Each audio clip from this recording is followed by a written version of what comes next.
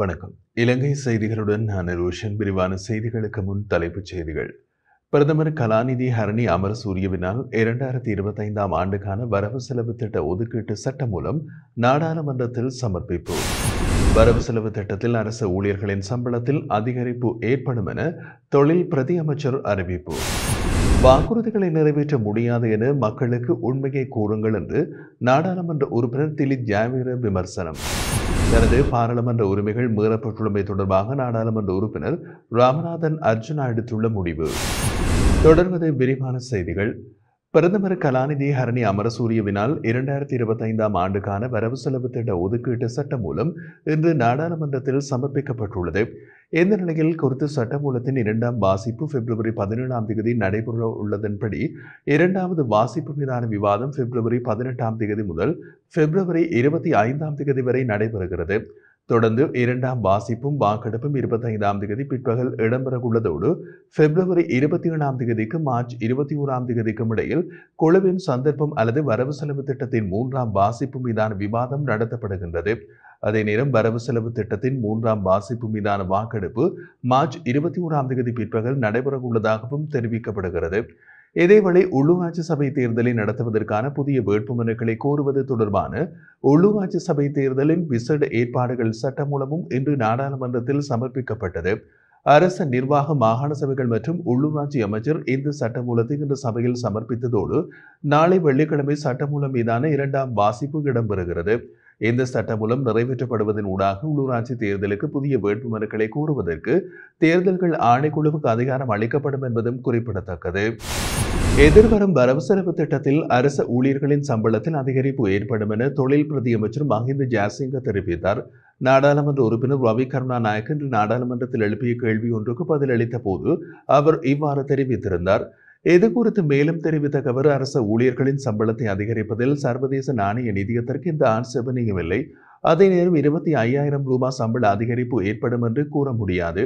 எனினும் ஏற்றுக்கொள்ளும் வகையிலான அதிகரிப்பு ஏற்படும் என்றார். கடந்த ஜனாதிபதி தேர்தலின் போது அரசு ஊழியர்களின் வாக்குகளை பெற்றுக்கொள்ளும் நோக்கில் முன்னாள் ஜனாதிபதி ரணில் விக்ரமசிங்க சம்பள அதிகரிப்பு தொடர்பான அமைச்சரவை தீர்மானம் ஒன்று எடுத்திருந்தார். எனினும் அரசு ஊழியர்கள் சரியான தீர்ப்பினை அவருக்கு வழங்கியுள்ளார்கள் என்று பிரதியமைச்சர் மேலும் தெரிவித்துள்ளார். அளிக்கப்பட்ட வாக்குறுதிகளை நிறைவேற்ற முடியாது என்று மக்களுக்கு உண்மையினை கூறுங்கள் என நாடாளுமன்ற உறுப்பினர் திலித் ஜாவீர தெரிவித்தார். நாடாளுமன்றத்தில் இன்று வியாழக்கிழமை கருத்து தெரிவித்த போது அவர் இதனை கூறியுள்ளார். அவர் மேலும் தெரிவிக்கையில், அங்கு மக்கள் ஆதரவு பெறும் எதிர்பார்ப்புகளை கொண்டிருந்த நிலையில் ஆட்சி மாற்றத்தை உண்டாக்கினார்கள். எனினும் தற்போதும் மக்கள் பெரிய எதிர்பார்ப்புகளை கொண்டுள்ளனர். ஆனால் அவர்கள் பாவம் ஒன்றை நான் நினைக்கின்றேன் என்றார். கிளீன் ஸ்ரீலங்கா வேலை திட்டத்தில் முச்சக்கர வண்டிகளை அலங்காரப்படுத்துவதை நிறுத்துவதன் மூலம் நாட்டை முன்னோக்கி கொண்டு செல்ல முடியாது. சிறந்த வேலை திட்டம் இல்லை.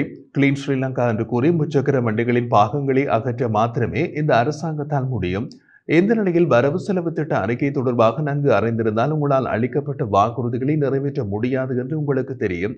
ஆகவே வாக்குறுதிகளை நிறைவேற்ற முடியாது என மக்களுக்கு உண்மையை கூறுவோம் என்றார். யாழ் மாவட்ட நாடாளுமன்ற உறுப்பினர் அர்ஜுனா ராமநாதன் தனது பாராளுமன்ற உரிமைகள் மீறப்பட்டுள்ளமை தொடர்பாக நாடாளுமன்ற சபாநாயகருக்கு கடிதம் ஒன்று எழுதியுள்ளதாக தெரிவிக்கப்படுகிறது. அந்த கடிதத்தில் நாடாளுமன்றத்தில் உரையாற்றுவதற்கான நேரத்தை பெற முடியாமல் இருப்பது குறித்து தனது ஆழ்ந்த கரிசனையை வெளியிட்டுள்ளார். மேலும் மக்களால் தெரிவு செய்யப்பட்ட பிரதிநிதி என்ற அடிப்படையில் எனது கடமைகளை நிறைவேற்றுவதற்கு இந்த உரிமை மிகவும் அவசியமாகின்றது. சபாநாயகர் அலுவலகம் அறிவித்தது போல இந்த விவகாரம் குறித்து ஆராய்வதற்காக குழு ஒன்று நியமிக்கப்பட்டுள்ள போதிலும் இந்த விவகாரத்திற்கு இன்னமும் தீர்வு வழங்கப்படவில்லை. இந்த நிலைமையை சரி செய்வதற்கான உடனடி நடவடிக்கைகளை சபாநாயகர் எடுக்க வேண்டும் என்று வேண்டுகோள் விடுத்துள்ள அர்ஜுனா, இந்த விடயத்திற்கு தீர்வு கிடைக்காத பட்சத்தில் இதற்கு எதிர்ப்பு தெரிவித்து நாடாளுமன்ற அமர்வுகளில் இருந்து வெளிநடப்பு செய்ய தீர்மானித்துள்ளதாகவும் குறிப்பிட்டுள்ளார். 10வது பாராளுமன்றத்தில் மீண்டும் ஸ்தாபிக்கப்பட்ட திறந்த பாராளுமன்ற முன்னெடுப்புக்கான பாராளுமன்ற ஒன்றியத்தின் முதலாவது கூட்டம் பாராளுமன்றத்தில் நடைபெற்றுள்ளது.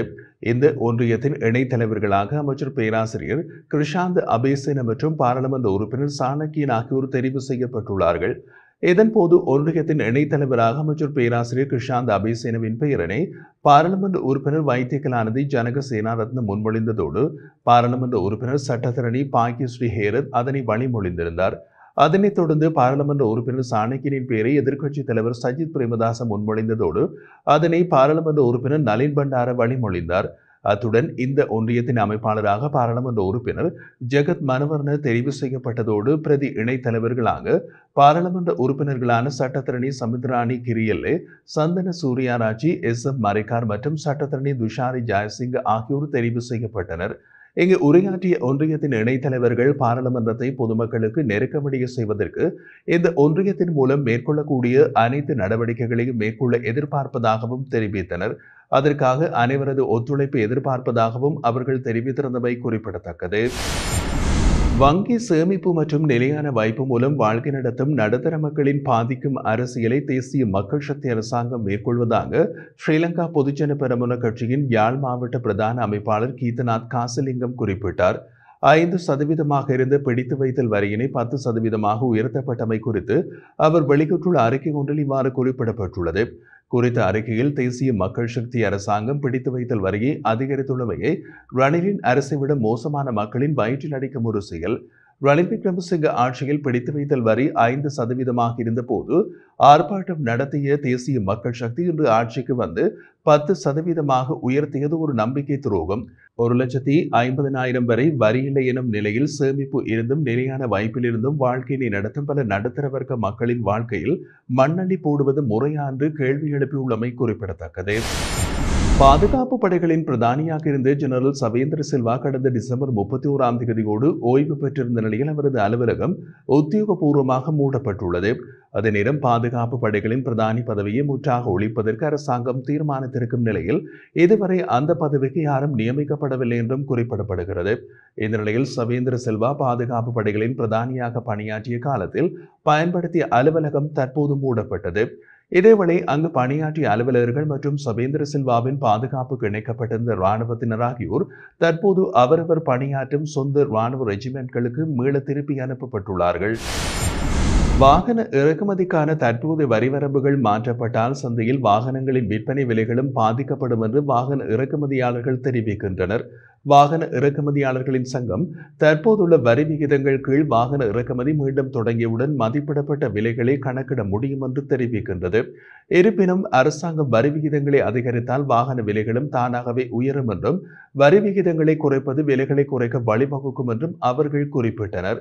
தற்போது உள்ளூர் சந்தையில் ஒரு ஜப்பானிய காருக்கு விதிக்கப்படும் வரித்தொகை அதன் உற்பத்தி விலையில் தோராயமாக 300% காணப்படுகிறது. இறக்குமதி கட்டுப்பாடுகள் காரணமாக விநியோகம் குறைவதால் ஏற்படும் பயன்படுத்தப்பட்ட வாகனங்களின் விலைகளில் ஏற்படும் குறிப்பிடத்தக்க அதிகரிப்பு வாகன இறக்குமதி மீண்டும் தொடங்குவதன் மூலம் இயல்பு நிலைக்கு திரும்பும் என்றும் அந்த சங்கம் நம்பிக்கை வெளியிட்டுள்ளது.